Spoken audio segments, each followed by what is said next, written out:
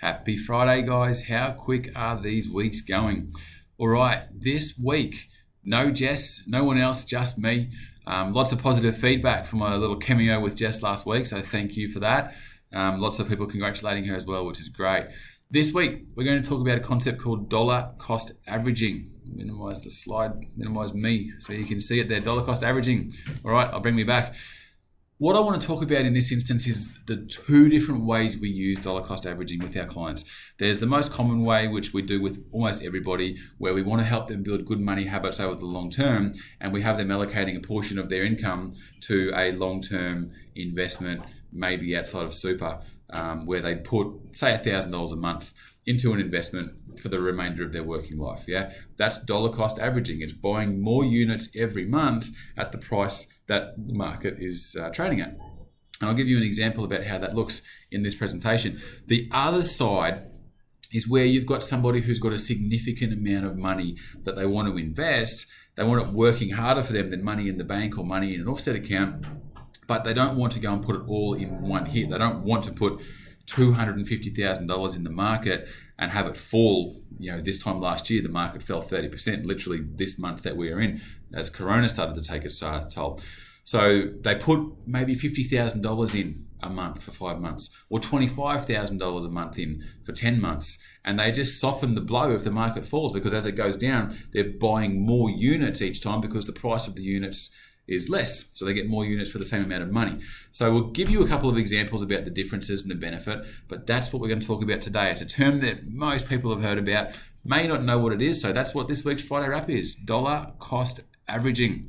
All right, little warning this week, please don't just go and do this thinking it's a great idea. As always, with any of these financial concepts, please give us a call, let us have a chat to you first, and make sure you know what you're doing is sufficient to your needs.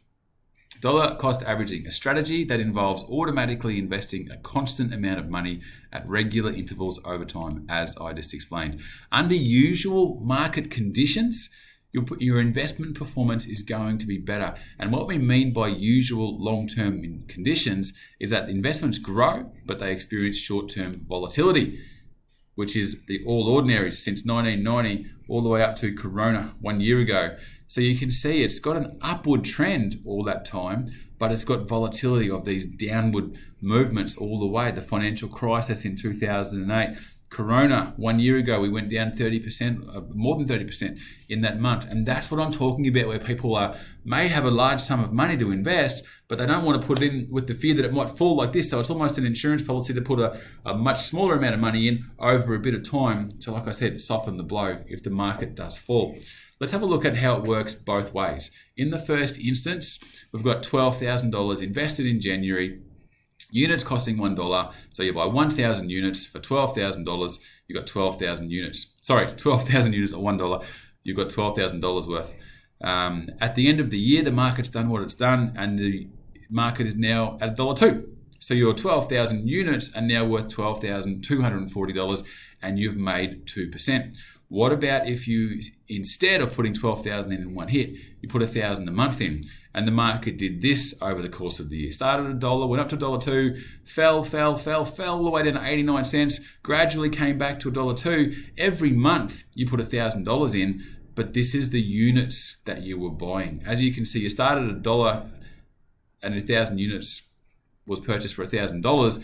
When it was more than $1, you got less units for $1,000. When it was less than $1, you got more units for $1,000. At the end of the year, you got 12,475 units. Comparison, $1,000 invested every month, still $12,000. 12,475 units at $1.02, $12,725, a net 6% return. So the first guy put his $12,000 in straight up. He's got his units at $1.02 worth $12,240. The second guy, all the money invested, month by month, $1,000 a month, buys 12,475 units, $12,725. So you can see the benefit in that example. Obviously, if the market in that year just went up all the way, this guy would be better off because he would have had a larger amount of units in the first instance. It only worked for this guy because the market was, up and down during the year. So guys, dollar cost averaging, as I said, it's a term that most people have heard about. You may not have known exactly what it meant. Hopefully, that's been able to explain it for you. All right, guys, be good. Talk soon.